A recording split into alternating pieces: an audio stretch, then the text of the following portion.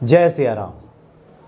सावन में भोले भंडारे की पूजा आराधना को लेकर आप में से बहुत सारे भक्तों ने तैयारियां कर रखी हैं और पिछले कार्यक्रम में आचार्य आशीष कुमार जी ने ढेरों उपाय बताए थे भगवान शिव को प्रसन्न करने के लिए। आज एक बार फिर से उपस्थित हैं आपके सामने ज्योतिषाचार्य आशीष कुमार जी। स्वागत है आपका आचार्य जी। जय सिया राम। जय सिया राम। और आचार्य जी, आज आपके जीवन से जुड़े हुए बहुत सारे पक्ष को लेकर के आपको किस प्रकार से उचित फलाफल की प्राप्ति हो, सौभाग्य आपके कदम चूमे, प्रगति के रास्ते प्रशस्त हों, इसको लेकर बहुत सारे उपाय आपको बताने जा रहे हैं जो सावन में इसको अपनाकर अपने घर में आप बरकत ला सकते हैं, रोज़ी रोज़गार प्राप्त कर सकते हैं और लक्ष्मी की वृद्धि कर सकते हैं। आचार्य जी, आज तो बहुत बढ़िया आपने ये विचार रखा कि क्यों ना भक्तों के सामने इस तरह की बातें रखी जाएं कि जो लोग परेशान हैं, काफ़ी लोग आपको संपर्क भी करते हैं और पूछते हैं, तो उन लोगों के लिए आज क्या खास लेकर के आए हैं?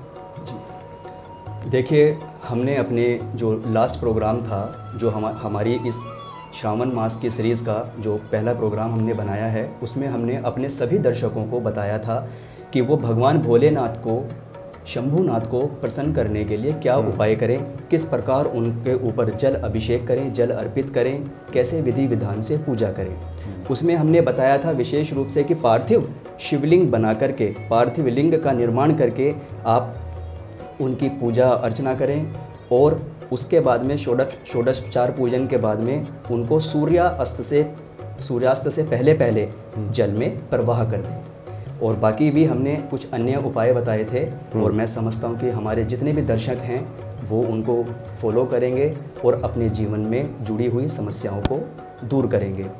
उसके बाद में बहुत सारे हमारे पास में ऐसे कमेंट्स, प्रश्न भी आए और ख़ासकर कुछ विद्यार्थियों के प्रश्न आए हैं और कुछ विशेष ने भी काफ़ी बार उसमें जो है कमेंट के माध्यम से। हाँ बिल्कुल, एक भक्त हैं अमित कौशिक नाम से आता है जी, विद्यार्थियों के लिए कुछ बताइए। हालांकि देखिए अमित जी, जितने सारे उपाय बताए जाते हैं वो विद्यार्थी भी करें तो उनको फलाफल की प्राप्ति होगी, लेकिन फिर भी आप कुछ खास बताने जा रहे हैं। तो उन्होंने भी बोला है और भी जो हमारे दर्शक हैं उन्होंने भी बोला है और हमारा खुद का भी मन है, क्योंकि देखिए जो न्यू जनरेशन है वही हमारे देश का जो आने वाला समय है उसका भविष्य है और विद्यार्थी अगर अच्छा करेंगे तो आने वाली पीढ़ी अच्छी होगी और उनके लिए भी सोचना है। जी हाँ जी बिल्कुल। जो लोग नौकरी का प्रयास कर रहे हैं उनके लिए भी सोचना है। और पिछले प्रोग्राम में हमने हेल्थ प्रॉब्लम के लिए, जिनको रोग है या रोग से ग्रसित है, अपनी बीमारियों को दूर करने के लिए, अपनी बीमारियों से निजात पाने के लिए हमने उपाय बताए थे।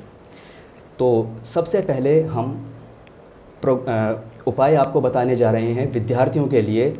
देखिए, कुछ विद्यार्थी ऐसे हैं जिनका कई बार पढ़ाई में मन नहीं लगता और कुछ ऐसे हैं जिनका पढ़ाई में मन लगता है और वो पढ़ाई भी करते हैं, लेकिन किसी ना किसी रूप में, किसी ना किसी कारणवश उनके कुछ पढ़ाई की वजह से कार्य अधूरे रह जाते हैं या पढ़ाई में पूर्ण रूप से सफलता नहीं मिल पाती या उच्च शिक्षा की प्राप्ति नहीं कर पाते और लगातार उनको पढ़ाई में किसी न किसी रूप में समस्या का सामना करना पड़ता है।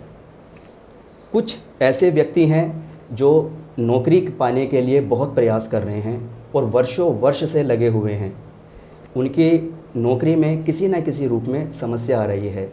या कुछ ऐसे हैं जिनकी पीक एज पर 40-45 साल की उम्र में उनकी जॉब छूट जाती है और फिर उनको और भी ज़्यादा समस्याएं होती है क्योंकि उनको पूरा परिवार देखना पड़ता है। तो ऐसे में वो लोग भी प्रयास करते हैं और जो पढ़ाई करके अपनी नौकरी की तैयारी करते हैं, नौकरी पाने के लिए जो है एंट्रेंस देते हैं या इंटरव्यू देते हैं, उनको सफलता नहीं मिलती। या जिनके जीवन में बहुत लंबे समय से कोर्ट कचहरी चल रहा है और वो भी लाख प्रयास करने के बाद में भी उनको सफलता प्राप्त नहीं हो रही किसी न किसी रूप में।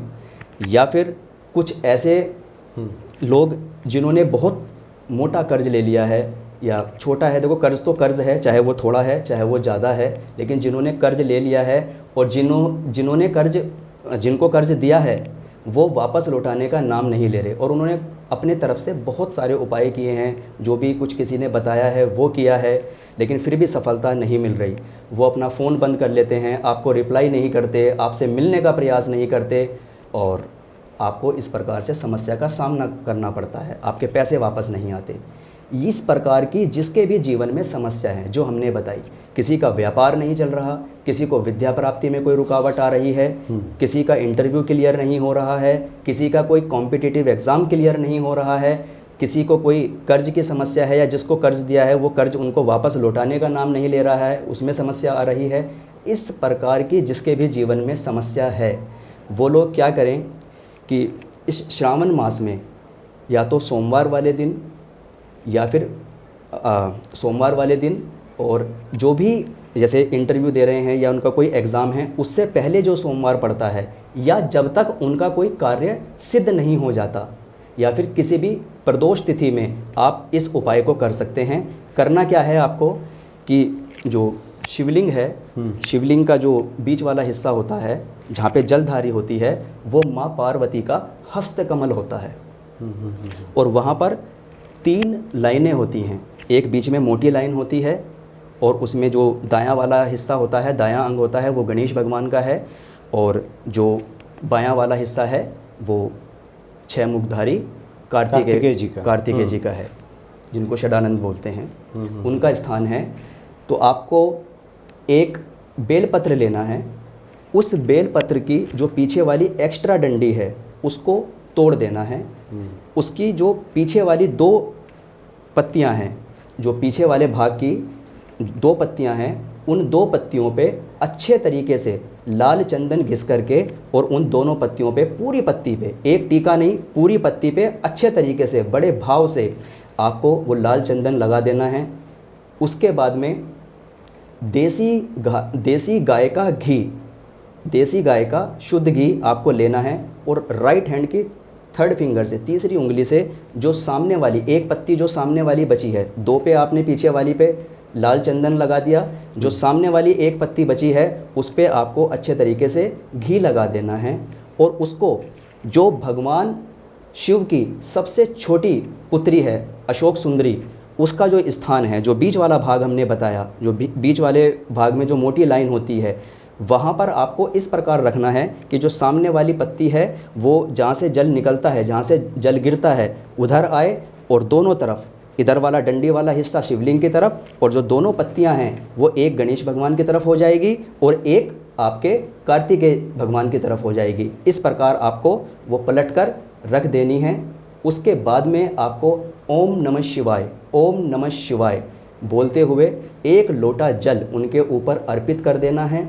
और जो भी आपके मन का भाव है, जैसे जो बच्चे विद्या की प्राप्ति के लिए कर रहे हैं, जिनको विद्या प्राप्ति में कोई रुकावट आ रही है या कोई प्रॉब्लम आ रही है, जो उसके लिए कर रहे हैं वो अपना भाव प्रकट करें। जो लोग जिनके जीवन में नौकरी से संबंधित समस्या आ रही है, जिनके जीवन में व्यापार से संबंधित समस्या आ रही है, या जिनके जीवन में कोर्ट कचहरी मुकदमा लग गया है और उसमें सफलता प्राप्त नहीं हो रही, तो कोई भी जो आपके जीवन की समस्या है उसका आप अपने भगवान भोलेनाथ के समक्ष उस समस्या को रखिए, उसमें अपने मन के अंदर वो भाव प्रकट कीजिए और वो जल आप अर्पित करते रहिए और बाद में आप भगवान भोलेनाथ से अपनी प्रार्थना कीजिए।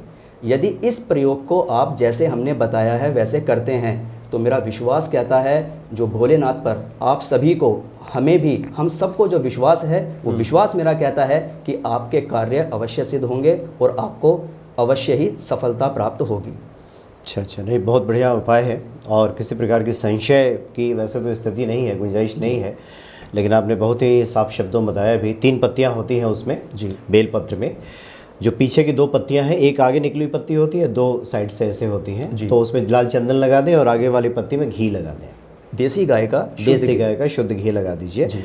और डंठल जो पीछे निकला होता है, कई बार लोग भैंस का घी भी उपयोग में ले लेते हैं। हाँ। वो नहीं लेना है आपको। देखिए, मैं आपको एक एक चीज़, एक एक उपाय बहुत ही आसान और सरल शब्दों में बड़े अच्छे तरीके से समझाने का प्रयास करता हूं, तो आप उपाय को सही करेंगे। और उसके बाद आचार्य जी आपने बताया कि उसको पलट करके, अब वैसे भी जो चिकना भाग है उसी को आप चढ़ाया भी जाता है जी, तो भगवान शिव की तरफ ये होना चाहिए, शिवलिंग की तरफ जी, और जहाँ से जलधारी निकलती है उधर पिछला हिस्सा होना चाहिए जी। तो उसमें जाहिर सी बात है कि जो बीच वाला पत्ती है भगवान शिव की तरफ हो जाएगा और 2 पत्तियां हैं जो वो अलग अलग हो जाएंगी, और उसके बाद अपने भाव को प्रकट करना है। उसके बाद में आपका जो भी जिस कार्य के लिए आप करते हैं उसको, उस भाव को आप अपने, अगर विद्यार्थी हैं, परीक्षा में सफलता चाहिए तो स्कूल में सफलता चाहिए, कॉलेज में सफलता चाहिए, या कोई कॉम्पिटिटिव, या फिर कोई कॉम्पिटिटिव एग्जाम, कुछ बच्चे सीए की तैयारी कर रहे हैं, कुछ बच्चे एडमिन सर्विसेज की तैयारी कर रहे हैं, कुछ बच्चे IAS PCS की तैयारी कर रहे हैं, या किसी भी अन्य चीज़ की IIT की तैयारी कर रहे हैं, किसी भी चीज़ की अगर वो तैयारी कर रहे हैं, कोई नीट के एग्ज़ाम की तैयारी कर रहे हैं, उसमें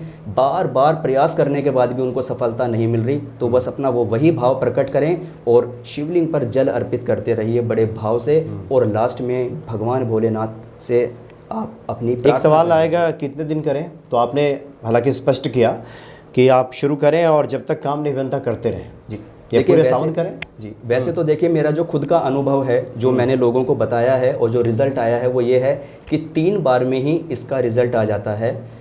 तो आप इसको प्रदोष में कर सकते हैं, प्रदोष तिथि पे कर सकते हैं, या फिर आप इसको सोमवार में कर सकते हैं। और वैसे तो 3-4 बार आप करेंगे तो आपका कार्य सिद्ध हो जाएगा, नहीं तो आपका जब तक कार्य सिद्ध नहीं होता किसी वजह से, क्योंकि देखिए सबकी चीज़ें एक जैसी नहीं होती, जैसे 5 उंगलियां बराबर नहीं होती, ऐसे सबकी चीज़ें और सबको रिजल्ट भी एक जैसा नहीं मिलता।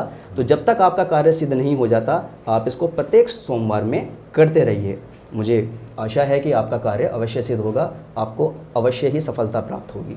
और ये आपका आजमाया हुआ है, आपने कहा कि आपने करके देखा है, इसको लोगों से कराया है। मैं वही चीज़ लोगों के समक्ष रखता हूँ, अपने दर्शकों के सामने रखता हूँ, जिस पर मुझे पूर्ण विश्वास होता है। ऐसे सबसे बड़ा तो विश्वास देखिए, श्रद्धा और विश्वास भगवान भोलेनाथ पर ही है। और भगवान भोलेनाथ के जो भक्त हैं वो अच्छी तरह जानते हैं, जब भगवान भोलेनाथ के लिए कोई उपाय किया जाता है, जब हम एक सिंपल सा जल, मंदिर का ही लोटा और मंदिर का ही जल उन पे अर्पित करते हैं, वो हमारे कार्य सिद्ध कर देते हैं। जब आप ऐसा दिव्य प्रयोग करेंगे, आप ऐसी रेमेडी करेंगे, तो मुझे लगता है कि अवश्य ही जो लोग समझदार हैं वो समझ गए होंगे, उनका अवश्य ही कार्य सिद्ध होगा। बस आपको विश्वास के साथ करना है। जी हाँ, जी हाँ, बिल्कुल बिल्कुल सही कहा आपने। और निश्चित तौर पे जो भक्त करेंगे फलाफल की प्राप्ति होगी। जी।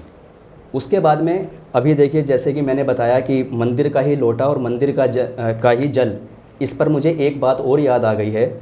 वैसे आप मंदिर का लोटा और मंदिर का जल इस्तेमाल में ले सकते हैं, लेकिन एक बात का ज़रूर ध्यान रखें, और ये आपके लिए एक बहुत रेमेडी भी समझ लीजिए और आपके लिए एक प्रयोग भी है, और एक ध्यान रखने योग्य बात भी है कि जब भी आप मंदिर का लोटा या मंदिर की कोई भी चीज़ इस्तेमाल में लें, या मंदिर की टंकी से आप जल भरें शिवलिंग पर अर्पित करने के लिए, तो दान पात्र में कुछ ना कुछ जरूर डालें, चाहे 1 रुपये का सिक्का ही आप डालें। मैं ये नहीं कहता कि आप कोई बहुत बड़ा दान कीजिए, लेकिन चाहे आप अपनी श्रद्धा भाव से आप चाहे कुछ भी चढ़ाइए, कम से कम आप 1 रुपये का सिक्का ही चढ़ाइए। लेकिन अगर आप मंदिर का लोटा या मंदिर की कोई भी चीज़ या मंदिर का जल आप इस्तेमाल में करते हैं, तो उसका फल आपको प्राप्त नहीं होता, क्योंकि मंदिर में जितनी भी चीज़ें इस्तेमाल होती हैं वो सार्वजनिक रूप से जो धन एकत्रित होता है उससे होती है, उनका जो पुण्य है वो उनको प्राप्त होता है। तो चाहे आप 1 रुपये का सिक्का ही उसमें डालिए, लेकिन अगर आप मंदिर की कोई चीज़ इस्तेमाल कर रहे हैं पूजा पाठ में, तो आप जो है, चाहे आप 1 रुपये का सिक्का ही डालिए, आप डालिए ज़रूर, दान में कुछ ज़रूर दीजिए। उसके बाद आप प्रयोग में लीजिए, आपका 100% आपका कार्य सिद्ध होगा, आपको सफलता प्राप्त होगी। जी हाँ, जी हाँ, बिल्कुल सही कहा आपने।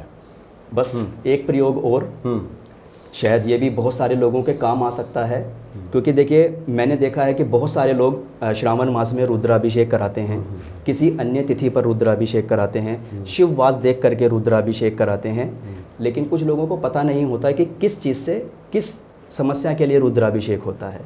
तो वो आज हम आपको बताने का प्रयास करते हैं, क्योंकि श्रावण मास में भगवान भोलेनाथ को प्रसन्न करने का एक सबसे बड़ा दिव्य प्रयोग होता है रुद्र अभिषेक। तो आप किस वस्तु से किस समस्या के लिए रुद्राभिषेक कर सकते हैं, आज आप ये भी समझ लीजिए। सबसे पहला, जिनके जीवन में धन से संबंधित अगर कोई समस्या आ रही है, धन नहीं टिकता या धन आगमन में ही बहुत समस्या है, पैसा आता ही नहीं है, आता है तो टिकता नहीं है, धन से जुड़ी अगर समस्या है, तो आप गन्ने के रस से भगवान भोलेनाथ का यानी शिवलिंग पर आप अभिषेक कीजिए बड़े भाव से।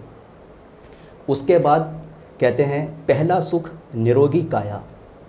तो जिनके जीवन में लगातार बीमारियां उत्पन्न हो रही हैं, जो रोग से ग्रसित हैं और दवाइयां ही उनका पीछा नहीं छोड़ रही, एक प्रॉब्लम उनकी ठीक होती है और दूसरी प्रॉब्लम फिर उनके सामने आ जाती है। एक बीमारी ठीक होती नहीं कि दूसरी बीमारी उनको जकड़ लेती है। रोगों से संबंधित यदि कोई समस्या है किसी के जीवन में, बीमारियां होती रहती हैं, बीमार होते रहते हैं, तो कुशा के जल से रुद्राभिषेक कराइए, आपको लाभ की प्राप्ति होगी। जो लोग पुत्र की प्राप्ति चाहते हैं, कुशा के जल मतलब कुशा होती है, अच्छा, उसको जल, उसके साथ में जल से अभिषेक कराया जाता है, कुशा लेकर के जल से अभिषेक कराया जाता है उसके साथ में, उसके द्वारा, तो उससे रोगों का नाश होता है, रोगों से मुक्ति मिलती है। उसके बाद में जो लोग पुत्र की प्राप्ति चाहते हैं, संतान की प्राप्ति चाहते हैं, या संतान उत्पन्न होने में उनको कोई समस्या आ रही है, तो ऐसे दंपति, ऐसे व्यक्ति शहद से रुद्राभिषेक कराएं। जिन लोगों के जीवन में शनि का प्रकोप है, या शनि से संबंधित, शनि ग्रह से संबंधित उनके जीवन में कोई समस्या आ रही है, क्योंकि कहा भी जाता है शनै शनै चले जो शनिश्चर, शनि धीमी गति से चलता है। जिन व्यक्तियों के कुंडली में देख करके किसी पंडित जी या आचार्य जी ने बताया है कि शनि की वजह से आपके जीवन में समस्या आ रही है, शनि के प्रकोप की वजह से या शनि की कुदृष्टि की वजह से आपके जीवन में समस्या उत्पन्न हो रही है, और आपके काम डिले हो रहे हैं, डिस्टर्ब हो रहे हैं, या लाइफ में यू टर्न आ जाता है, तो वो कई बार शनि की वजह से ही होता है, काम का डिले और डिस्टर्ब होना। क्योंकि शनि धीमी गति से चलते हैं, तो वो व्यक्ति को भी एक स्लो ट्रैक पे, एक धीमी गति पे डाल देते हैं। तो आपको करना क्या है कि ऐसे में आप जल, दूध में काले तिल डाल करके, यानी काले तिल डाल करके आप रुद्राभिषेक कराइए। उससे आपके जीवन में शनि से जुड़ी समस्या, जो शनि की वजह से आपके जीवन में कोई रुकावट या परेशानी आ रही है, वो अवश्य ही आपकी दूर हो जाएगी। तो इस प्रकार आप यदि विभिन्न अलग अलग समस्याओं के लिए ये अलग अलग तरीके से आप रुद्राभिषेक कराते हैं, तो उसका आपको फल मिलेगा। क्योंकि वैसे तो रुद्राभिषेक कराते हैं तो उसका फल प्राप्त होता ही है, लेकिन कुछ विशेष अगर आप द्रव्य से या तत्वों से, या जैसे हमने बताया आपको जल से, दूध से, पंचामृत से, शहद से, कुशा से, या जल, दूध और उसमें काले तिल डाल करके आप अभिषेक कराते हैं, तो जो हमने आपको समस्या बताई है, ये समस्या आपकी ठीक हो जाएगी। जी जी, बिल्कुल सही कहा आपने आचार्य जी। और भगवान शिव तो भोले भंडारी हैं, आशुतोष हैं, शीघ्र प्रसन्न हो जाते हैं। और सावन के महीने में ये सब उपाय अगर किए जाएं, वैसे तो भगवान शिव, आपने शुरू में ही कहा कि आप जल का अभिषेक भी कर दें, दर्शन भी कर लें, तो फलाफल की प्राप्ति हो जाती है। और जो इस तरह के बताए गए उपायों से भगवान शिव को प्रसन्न करेगा, वो तो निश्चित तौर पे बड़भागी होगा और उसे संपूर्ण सुखों की प्राप्ति होगी, इसमें कहीं कोई संदेह नहीं है।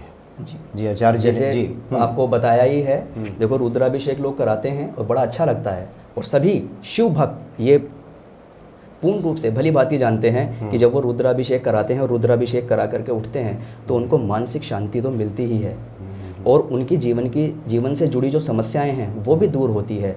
लेकिन कई बार कोई जीवन में कोई विशेष एक ही समस्या ऐसी होती है जिससे उनका पूरा जीवन तहस नहस होता है।